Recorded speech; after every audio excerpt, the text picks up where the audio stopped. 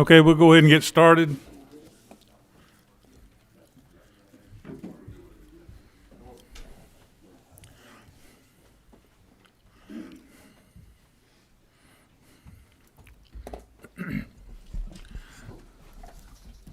We're going to open with a word of prayer. If you'll bow your heads. Lord Heavenly Father, we thank you for the blessings of life and this day. We ask that for your guidance and wisdom in all that we do in decision making for the state. In Jesus' name I pray. Amen. Welcome to the Insurance Subcommittee of Property and Casualty. We've got 3 bills. They're hearing only. There's a sign-up sheet over there if anyone would like to make any comments on any of the bills, and we're going to go in numerical order. And the first presenter is Mr.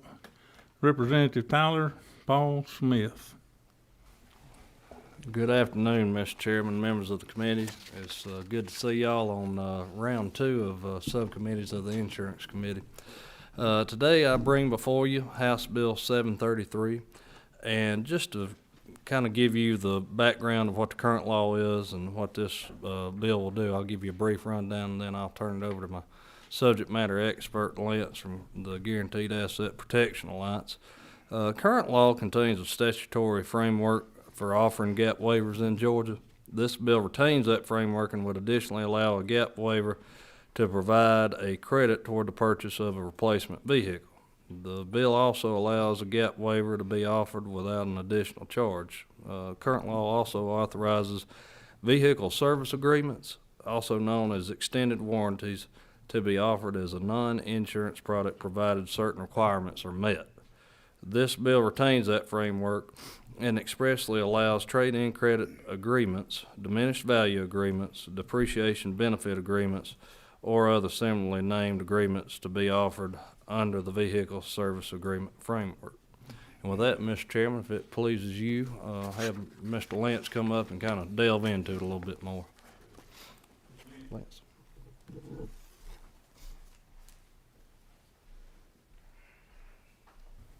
State your name and who you're with, sir. Yes, sir, Mr. Chairman. My name is Lance Lozano. I'm with the Guaranteed Asset Protection Alliance. I appreciate your time today. It's good to be here. I told Representative I had an hour presentation planned, but I'm going to give you the 3-minute version if that's okay with you. I'll simply add on to what the representative had already contemplated on this bill. We're seeking to allow some flexibility in the current gap statute to allow for automobile dealers to voluntarily offer a gap waiver product with or without a charge to the consumer. The Gap Plus feature that we're looking to put into the statute would allow for a credit toward the purchase of a new vehicle in the case of where your vehicle was totaled in an accident and you did receive gap proceeds from one of these products. The Gap Plus feature would allow for you to then get an additional $1,000, $2,000 towards the purchase of a new vehicle at a dealership. The second part of the proposal today is we're looking to amend the service contract statute to allow for products that we call vehicle protection products that would pay a credit toward the purchase of a new vehicle or a credit towards the trade-in of a vehicle. In the case of the vehicle being in an accident, the vehicle's been repaired. You usually get a Carfax when you go to trade the vehicle in. The Carfax report shows that there's been a diminution of value of the vehicle. These types of products would allow you to be made whole from that diminution, from the value that has been lost from the accident and the repair of the vehicle. So those are the types of products that we're looking to add today as part of this bill. We've been working with the Department of Insurance and the automobile dealers here in Georgia since actually last year. So there are some issues still with the language. We're going to continue to work with the department as well as the auto dealers as we move forward before the bill comes up for a vote. But we appreciate their time. We appreciate their willingness to work with us to get the language right. We did have a committee sub come out last night that wasn't quite drafted the correct way. So we want to make sure we get it right and live up to the commitments that we've made so far with those interest groups. Thank you, Mr. Chairman.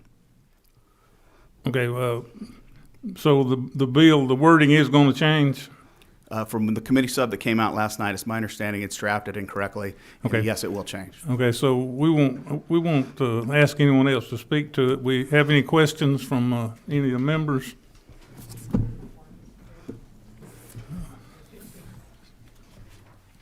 Ms. Hughley. Thank you, Mr. Chairman. I might be speaking to what you're going to change, but the notion of obsolescence, are you going to, is this product going to somehow compensate me if my vehicle is just out of date? Am I recognized? Representative, that is one of the issues that has been raised as a concern relating to the clarifying that term and better defining it, so that will be one of the goals that we work on moving forward. So there's a better understanding of what that particular term means and how it can be used as a benefit. Thank you. Yes, ma'am. Thank you.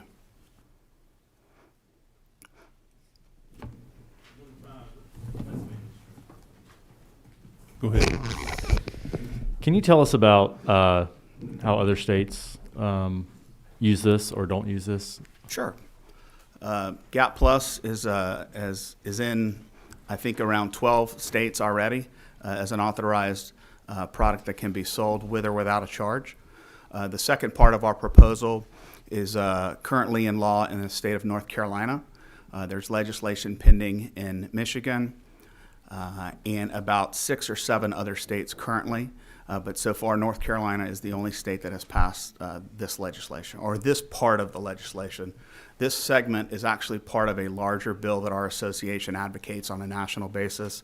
It's a model act that our association and the members of ours have put together that we seek to pass in a number of states. 26 states already have a version of our model act. It does not contain this piece. North Carolina is, like I said before, is the only state that has this additional change. We're not seeking to pass our model act here in Georgia. The department has expressed that we not move forward with our full proposal, so we're honoring that request and just trying to move forward with a piece of it. I hope I answered your question. You did. That's true, man. Any other questions? Go ahead. I'm curious what's in the Model Act that's not in this bill. The Model Act contains other changes to the GAP statute that we have in the 26 states, some alterations and some definitional type changes, the GAP Plus feature being one. This is one of the major components of the second part, but it's not the entire piece. There's some other issues relating to deficiency balances and how those are covered from a GAP standpoint, but we're not moving forward those proposals in the state of Georgia. Yeah, any other questions from the committee? Just to clarify, we kind of started before everybody got here. We're working off on, it's HB 733, LC 520069S. I know that was in your folder, but just make sure that's the one you had. And they're telling us it will be changed. Any more questions? Thank you, Mr. Chairman. Thank you so much.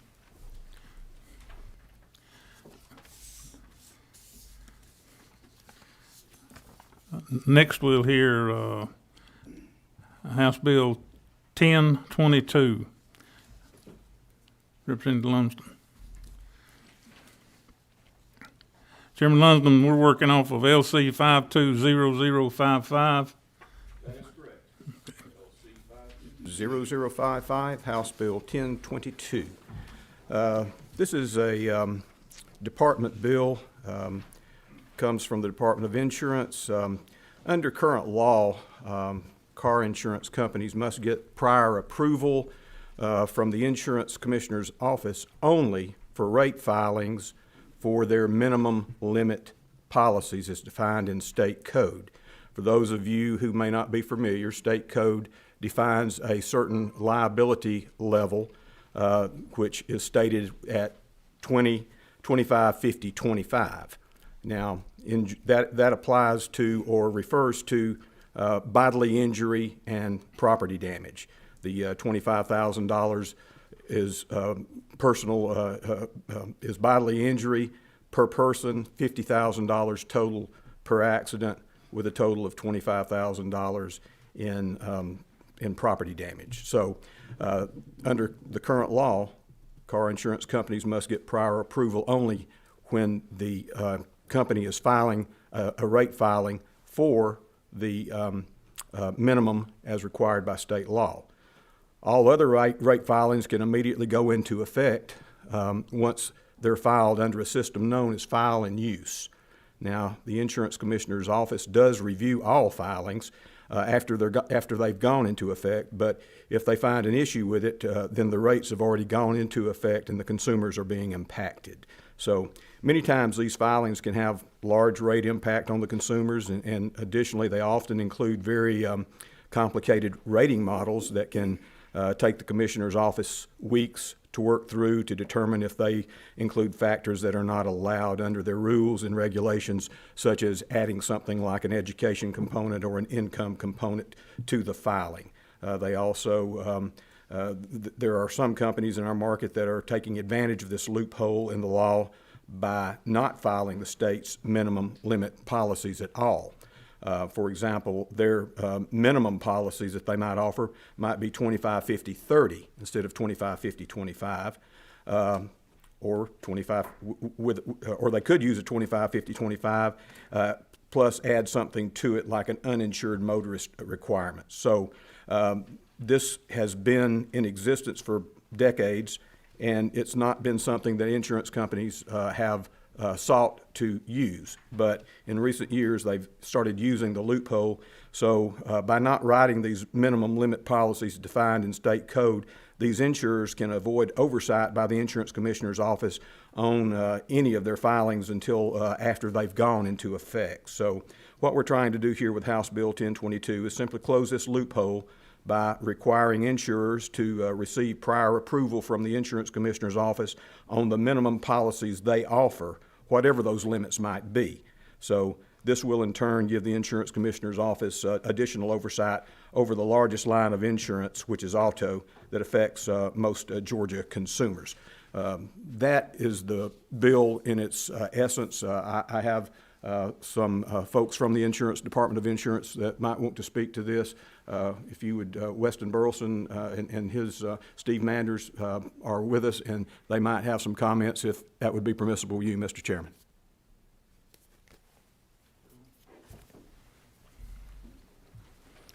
State your name and who you're with. Yes, sir. Weston Burleson with the Insurance Commissioner's Office. Thank you, Mr. Chairman. Thank you, Mr. Chairman. We brought this bill to Chairman Lumsden. Did a good job of laying it out. We're just simply trying to close this loophole. I think when the file and use agreement was reached between the legislature and the industry initially, the idea was everyone filing their minimum rates policies, we would have that initial approval. But because of the loophole that he did a good job of explaining, I think it's about 20% of the market uses that loophole, and they don't file those minimum limits policies at all, and therefore doesn't give us any oversight until after they've gone into effect. I have Steve Manners. He's our Deputy Commissioner for Insurance. If there's technical questions about how the process works, he's been doing this for a while, and he can help answer them. Does anyone on committee need any clarification from the author of the bill or Chairman Lumsden or anyone from the Insurance Commissioner's Office? Representative Wilson. Mr. Chairman, you and I had a conversation earlier today about this, and I'm glad to see this bill. I think this is this code section could use a lot of attention of this committee and this subcommittee. I'm curious. So in 2008, Georgia went from a prior approval process to a file and use system, right? And since then, both Republican insurance commissioners, including the one who was chairman of the committee that passed that law, called for it to be repealed because Georgia has, year after year, led or been at the top of states for premium increases each year. And so I'm just curious, why not repeal file and use and just go back to a complete prior approval process? What would what's the insurance commissioner's opinion on that? Well, this is probably the simplest fix for this.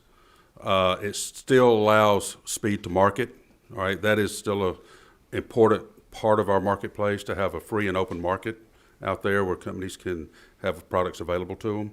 So it does still has the filing use component in there to allow them to put those products into effect immediately. So all this is doing is closing up that loophole to at least give us 45 days to review any filing before it goes into effect. Every other line of insurance in the state has a 45-day waiting period, every line of insurance. Private passenger auto, under this provision, has 0 days waiting period before it goes into effect. So all we're asking is to bring the private passenger auto line in line with the other lines of insurance and give us 45 days to review it before it goes into effect, and still try to give Georgia an open, competitive market. So should I read in between the lines of what you just said to mean that the department would be opposed to it because the insurance industry would be opposed to it, the auto insurance industry? No, sir, I didn't say that. I said we were in favor of a competitive market. And filing use is a competitive market. Prior approval can be a competitive market. Sure. So our other lines of insurance, the clock can stop in our review. Under private passenger, it cannot. So 45 days, we've got to make a decision. I think that's fair. It's fair for us. Right now, it's not fair to us because we don't have the 45 days to take a look at the filing. So it keeps us on our toes to get work done, get the filings out, but it also gives the industry something and to have a product where the agents can sell out in the marketplace. So. Then let's also be more consumer friendly too, as Yes, far as speed to the market, wouldn't it? And it's not only the rates, Chairman, that is in question here. It's also the rating models that these companies use. They use credit scoring. They're using all the other type of variables in their insurance models. So education, which was mentioned, occupation is trying to be used. We're one of the few states that do not allow education and occupation to be used as rating variables in the rating plans. A lot of demographic companies are trying to use how many Family Dollars or dollar stores within a certain area. They may have a different rate associated with it. If you live close to a museum, you may get a better rate than if you don't live close to a museum. So we're seeing all type of rating variables being used. I mean, some of the companies may have a couple hundred rating variables in their filings. Mm-hmm. So we've taken a pretty stiff stance on those type variables to rate auto policies with. And so it's becoming a challenge. So when they can put that rating into effect immediately, all that goes into effect immediately also. It's not the 20% increase. Yes, we got a 20% increase going into effect, but we may have all these other rating variables that we have issues with that are now into effect. Now we've got to fight a fight to get those pulled back out. Thank you. Representative Euclid. Thank you, Mr. Chairman. Just a quick comment. Isn't it true that some years ago, before we had the filing use, sometimes the department, if the department delayed approval of these rates, sometimes our customers would see huge increases because the companies have been operating below what the cost of doing business was for a period, and so that created big swings in the prices for our customers, our insurance customers. And what I see you doing here is trying to strike a balance in that the department would have ample time to review before these rating schemes go into effect, but also keeping a competitive marketplace so that consumers will not see huge swings because of delays in the approval process. Yes, ma'am. I think you're absolutely correct. In the past, I've been in the department quite a few years. In the past, as I referenced earlier, that we could hold up the rate filings by statute. We could extend it 90 days and then extend it 60 more, so we could extend the filing 150 days. Routinely, that was done on every filing. And in your reference to it, if there was rate inadequacy out there, it compounded the issue. And then carriers started to get antsy about wanting to write in the state because of that rate review process. So you are correct. This is us trying to strike the balance between protecting the consumer and having an open and free market. All right, I think that's all the questions. Anyone else have anything to say? Since we've got plenty of time and we have all the experts here. Okay, thank you guys. Thank you. Our next presenter will be Chairman Lumsden. And he's got House Bill 1059.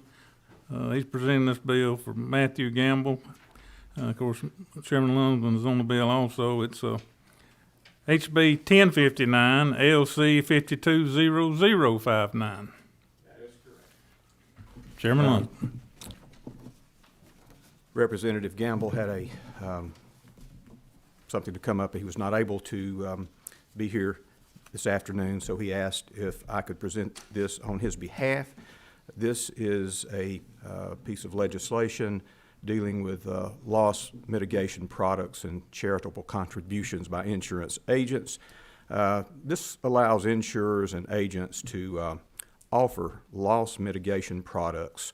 When we say loss mitigation products, things like fire alarms, water leak detection devices, driver sleep alerts, young driver training, and it also allows for the company to make some charitable contributions on behalf of customers. These are all things that are currently prohibited under existing law. And there's some history there, some reasons why. But these loss mitigation products sort of are a bit of a different animal in that they are specifically used to reduce the likelihood of a loss occurring, which benefits all of us, benefits the consumer, benefits the insurance company, benefits all of us who pay a premium to an insurance company. This language comes from the National Association of Insurance Commissioners model law, and going back to the previous bill, I didn't mention that, but that was also a national NAIC model law as well. We don't live in a vacuum, and there's 50 states, and each state is regulated by the state insurance commissioners, but we all share similar issues and similar problems from state to state. So these model laws are designed to help us all be on a similar page and deal with things similarly from state to state. And as I said, this comes from the NAIC's model law, also NCOIL, which is another organization, the National Council of Insurance Legislators. They also have model acts. So 10 states have recently passed this similar legislation. So if an insurance or an agent, insurer or an agent provides the product or makes a contribution, currently it's considered to be an illegal rebate or an inducement if a filing has not been approved by the insurance department to do these things. So a bill is acceptable to the insurance department as it contains the following restrictions. Loss mitigation products must relate to the insurance coverage offered, must be offered in a manner that is not unfairly discriminatory, and supporting documentation must be available for the insurance department. They have a cost reasonable in comparison to the insurer's premium, and they be primarily designed to reduce claims. And the charitable contribution portion is limited to $100 per individual in any one calendar year. So that, in essence, is the heart of the bill. I have Stacy Freeman here, who is the subject matter expert, if you will. I would ask him to come forward if that is agreeable to you, Mr. Chairman, and let him say a few words regarding the bill. Mr. Freeman. State your name and who you're with. Yes, sir. Good afternoon, everyone. Mr. Chairman, members of the committee. Thank you for your time. Again, I am Stacy Freeman. I represent the American Property Casualty Insurance Association. It's a national trade association, and we support House Bill 1059. I want to thank Chairman Lumsden. Did an excellent job presenting it. Don't really have anything much to add to it other than just to say that this is something that helps speed to market with certain products. As technology advances quickly, this is something that will help it get into insurers and consumers' hands more quickly. And thank you for your consideration. From a country boy layman's terms here, these products would be safety products, smoke detectors, leak detectors, in hopes that it would lessen not only the insurance company's claim, but also the homeowner, car owner loss. Exactly, yes, sir. The best thing would be prevention, Sure. not to have a claim in the first place. Sure, Yes. and I understand that. And, you know, in total losses or thefts or total losses in a fire or something, people go 10 years later and miss something and wonder, you know, it's such a traumatic experience for people. And it'd be Yes, sir. great if we could lessen those occurrences. Representative. Thank you, Mr. Chairman, and thank you for bringing this bill. So my understanding is, and I'm trying to think like a layperson here. So I'm getting this insurance, and I'm asking because we just had a leak in our basement, and my husband went crazy and bought about like 50 water protection devices. He's very thorough when he does things like this. Mm-hmm. So, but what I'm understanding now, that you would offer the consumer, the one who buys like a home policy, that you will give it to him as like a donation, and so you could write it off as a donation or something like this. I don't quite understand it. Yes, ma'am. So you are correct. It wouldn't be a donation in that sense, but it would be when you have homeowners insurance, you sign up with a new carrier or have a renewal, and they have a product that would do the leak detection, then they would offer to you for no cost to you. Okay, so my question is there a way to know as a consumer whether the cost for these devices are not actually also rolled over into the premium? So the rate filings are made with the insurance department itself. So all of that information would be at the department. So are you saying would this increase the cost of the rates with these products? Yes. So rates are made up of a variety of factors, losses, expenses, and the like. So I would say in some nominal sense, yes. Thank you. I apologize, but I didn't want to tackle saying your name wrong, Representative Couch.